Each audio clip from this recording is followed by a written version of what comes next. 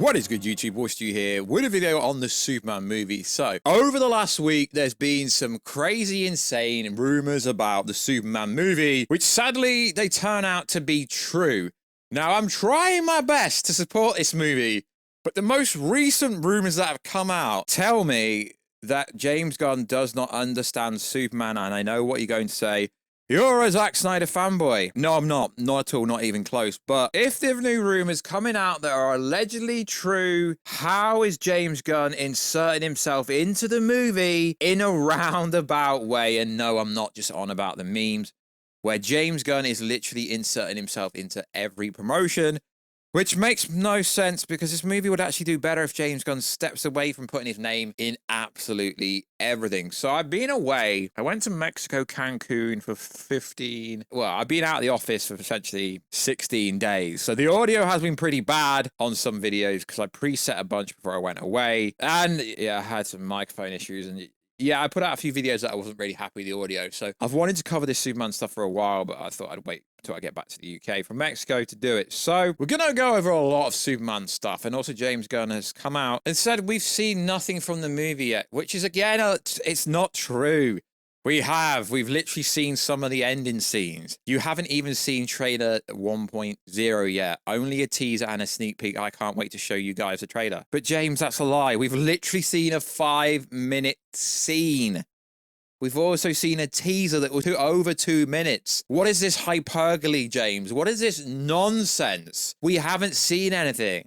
And if the runtime for this movie is allegedly true, then we have seen a good bit of this movie. So, yo, what is freaking good, YouTube? Voice you here if you are new around. And make subscribe to never miss any of my dirty see Kaiju Monster Pop Culture based content that I try to deliver on a daily basis. Quick subscribe channel. Turn notifications on and let me know. Are you hyped for this? Also, if you want to see the beautiful face behind the beautiful voice, check us out on Instagram at Warstu. I've got a channel over there where I can post leaked set videos and all that kind of stuff because we can't do that on YouTube. And also follow us on Twitter, WarstuG. So, I never bring this up, but James Gunn got fired for some historical... I'm saying that because it was over 10 years ago, right? Allegedly, there was thousands of weird tweets about some themed party. Now, you guys say I hate James Gunn, which I don't. Not at all. I've never brought this up, but it's almost like he's inserting himself into the movie in a roundabout way to kind of get some kind of revenge from that. Now, there's a lot to go over because this one rumor... where there's an alleged hashtag and a plot point, and then the retcon is something massive in this movie to do with why Kal-El, Superman, was actually sent to the Earth. Anime kind of almost invincible kind of style where a character's sent to a universe to annihilate. But that's another story. So we're actually going to go over the whole plot leak as well. We're going to go over a lot in this video. So when this started to circulate, I was on holiday, essentially. And I mean, I didn't even think this was true. I was like, surely... James Gunn's got a weird style. I did expect this movie to be a somewhat, you know, goofy on the Guardians of the Galaxy level vibe because let's be honest, that we know that's true. But what we're going to go over now, it takes that to a whole nother level. Okay. And everyone I've spoke to behind the scenes believes this is true. James Gunn's revenge on the internet. Like I say, maybe this is revenge for, you know, he got fired before he did Guardians 3. A bizarre rumored plot for James Gunn's Superman movie has surfaced online, which claims the Man of Steel gets dragged into the world of council culture. Is this genius? Is it stupid? Is it weird marketing? Then you have to kind of coincide it with the rumors that Warner Bros. Executive didn't like the movie. Half people in the room did, half they didn't. David Zaslav didn't like it, and that's why they've chopped 25 minutes off the movie, and that's why they've done reshoots. In the leak, it's claimed that James Gunn sets up Superman to be battered by social media hate, which apparently makes the Man of Steel feel very sad. Yet Yao saying that Zack Snyder didn't understand Superman. Okay, this gets worse. No, we're not joking. It's further claimed that James Gunn uses a hashtag, super shiz, I have to say shiz because of YouTube, hashtag in the movie, which trends and damages Superman's image. Okay, but the real plot twist here coincides with the full plot leak as well. But the real twist is Lex Luthor is behind it all. Gotta understand the world we live in, using an army of mutant monkeys. yes, mutant monkeys, at keyboards to flood and troll the internet, tears Superman down. Hey, Lex Luthor, one of DC's greatest villains, is becoming an online troll and is controlling a mutant army of monkeys. There's a hashtag, super shit. And you've got some, this is what I find funny, right? Is you have people with large followings, right? And they almost feel like they've got to get involved with everything. Intentionally putting yourself in every promotional image to get your haters mad enough so that they end up proving this scene that makes fun of them in the movie. Honestly, some next level marketing going on right now. I love it. I don't care how big your following is online. That makes you no better than anyone else. Why do people think that this is genius marketing? James Gunn inserting a picture of himself into every online scene and using cancel culture in a movie plot. And people kept saying, yo, Zack Snyder, and I know I've got a big Zack Snyder audience, somewhat, right? I get that. But people saying that Zack Snyder didn't understand Superman, and you're literally putting cancel culture into a movie, which is the same thing as put in equality, inclusion, diversity into the movie. Like it should, like Snow White taught us, you don't need to force agendas, right? If you want to make a movie comic book true, cool story, bro. But most of the audience don't care for comic books. Like even the Superman suit with the trunks on the outside should never be done in live action. It's like anime can't be brought to live action. Superman with trunks can't be brought into live action. Super shiz hashtag. He's getting bullied online. It makes the Kryptonian sad. And now here's the kicker. We have so-called insiders who, this one is somewhat credible. So Viewer Anon is basically saying this kind of super shiz joke is actually the best part of the movie, which makes me worried. Guys, the super shiz thing, don't look it up if you don't already know, is one of the best jokes in the movie. We don't really need Superman jokes. I get it. You all want Superman to save cats from trees and you want him to go around saving children, which is cool, but most audiences are mature. Even people who didn't like it have pointed out to the punchline as something fantastic. Wait for the movie to come out. And also what I find really dishonest and not transparent is you'll have DC fans, I mean, this is the same in all kind of fandoms, is you'll have people that will only report the good things and not the bad things. So it's all right saying, yeah, you're a true DC fan. Okay, but you're only going to report the good stuff that comes out.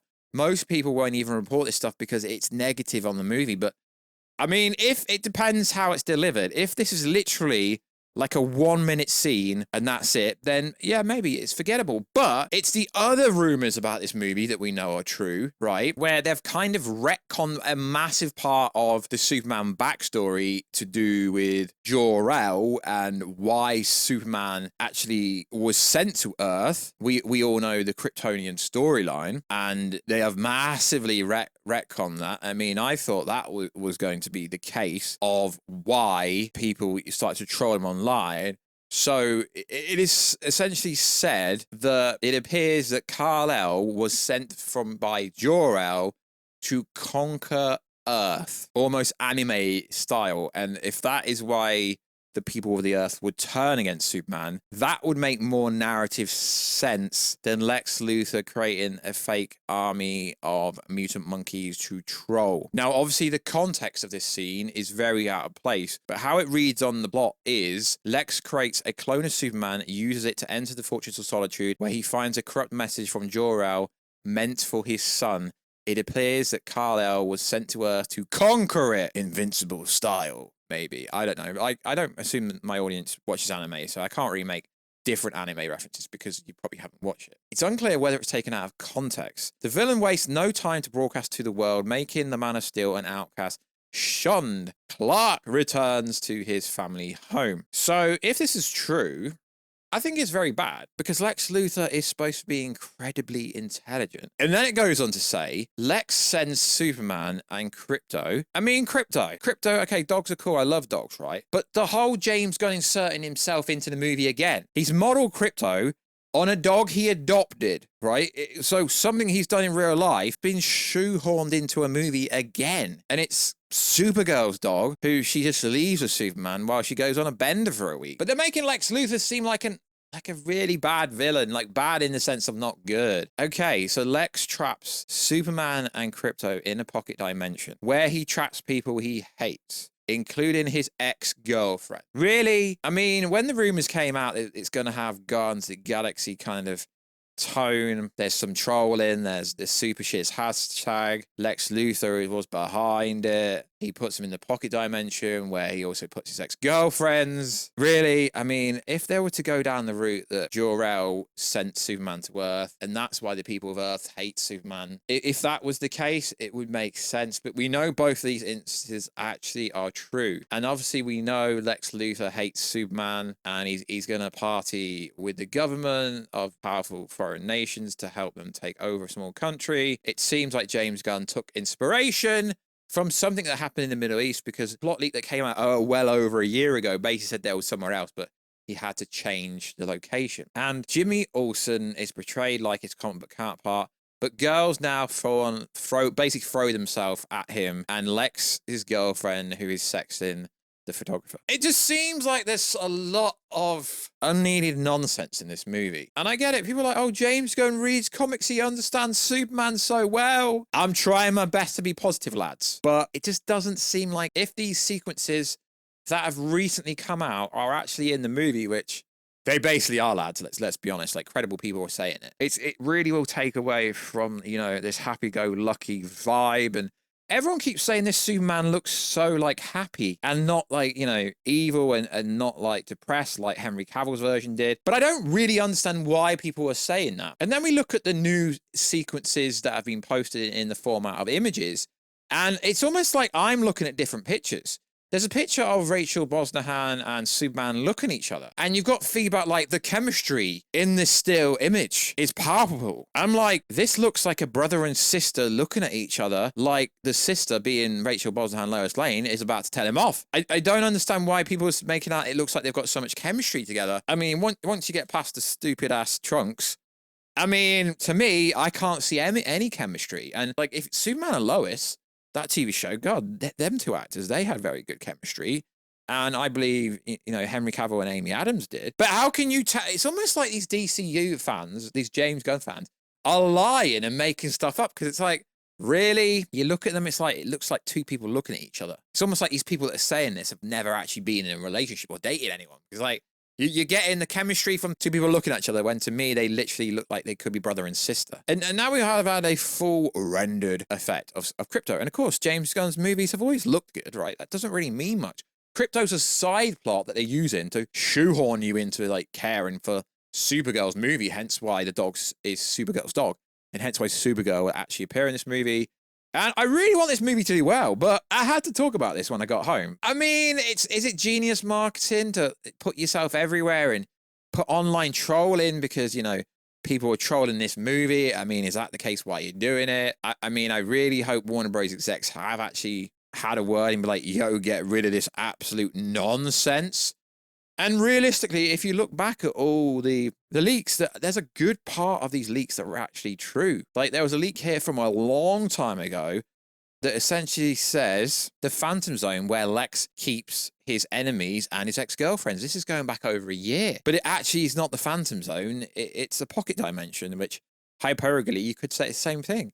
And it's like Lex sends a kaiju after Superman, but he defeats it with the help of Mr. Terrific, Green Lantern, and Hawkgirl. A lot of this old plot leak stuff turns out to be true. It was just the context was a little bit different. Prologue recreates the All-Star Superman 4-panel origin. Begins with Superman crash landed in Antarctic after a mission and calling for Krypto to take him to the Fortress of Solitude so he can use Kryptonian technology to heal himself. Pretty much true. Meanwhile, Lex Luthor is using the military contract to develop an anti-Superman, aka Ultraman, and running a smear campaign against Superman. Pretty much true. Jimmy Olsen is famous for being Superman's pal and has a ton of girlfriends. I mean, it's funny when James Gunn says nothing of my movie leaked, when it turns out, lad, your whole movie's leaked months before it comes out. So tonally, they should shift and change a lot of this stuff, realistically. So, I mean, to me, I don't think they should drop another trailer, because it's only going to take one more trailer for us to know how much this movie's actually true, but we already know most of it's true.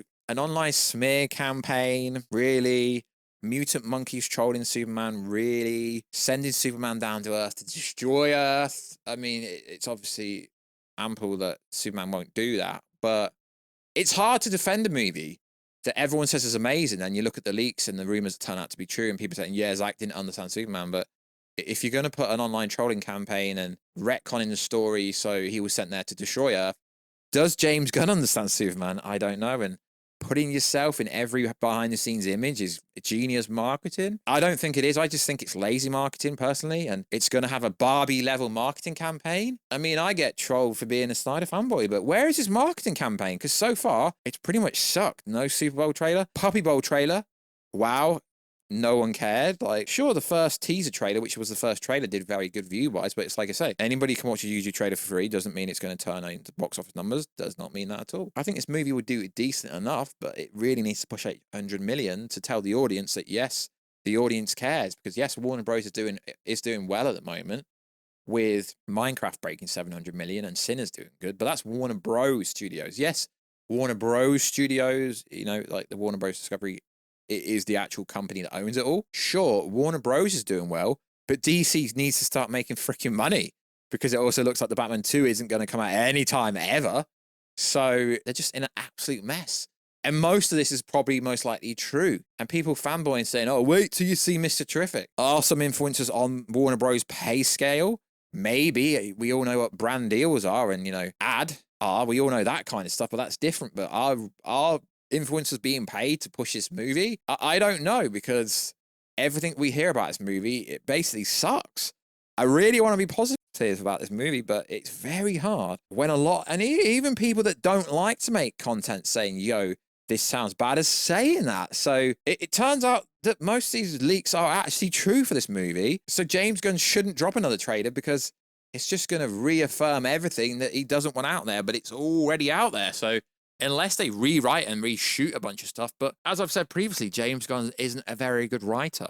Great director, great lighting guy, great at shooting movies, just not very good at writing movies. It is what it is. So likewise, guys. I am excited for the movie still, because when you take away all this nonsense, it could still be a good movie.